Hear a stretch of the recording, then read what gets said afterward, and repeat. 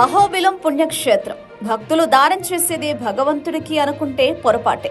అక్కడ కూడా మన టీడీపీ ఎమ్మెల్యే అఖిలప్రియ గారి కన్నుపడిందట. అడుక్కునే బిచ్చగాళ్ల నుంచి కూడా ఏకంగా 80% కమిషన్ వసూలు చేస్తున్నారనే వార్తలు విని నోరెళ్లబెట్టాల్సి వస్తోంది. ఏమిటి దుస్థితి? దానం చేసేది పుణ్యం కోసమైతే దానిలో కూడా ఇంత దారుణమైన దోపిడీనా? ఇక ఆలగడ్డ సంగతి చెప్పనక్కర్లేదు. అక్కడ ఎమ్మెల్యే గారి వారి కమిషన్ల దందా ఏ స్థాయిలో ఉందో అందరికీ తెలిసిందే. తాజాగా కిలో చికెన్ మీద కూడా 10 రూపాయల మామూలు చెల్లించాల్సిందేనని ఎమ్మెల్యే గారి భర్త భార్గవరామ్ గారు హుకుం జారీ చేశారట. చికెన్ కొనుక్కునే సామాన్యుడికి ఇది ఎంత భారమో ఒక్కసారి ఆలోచించండి.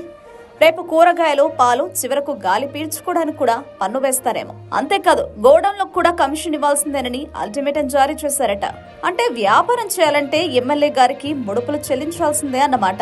ఇది వ్యాపారస్తులను ఎంతగా ఇబ్బంది పెడుతుందో ఊహించగలరా?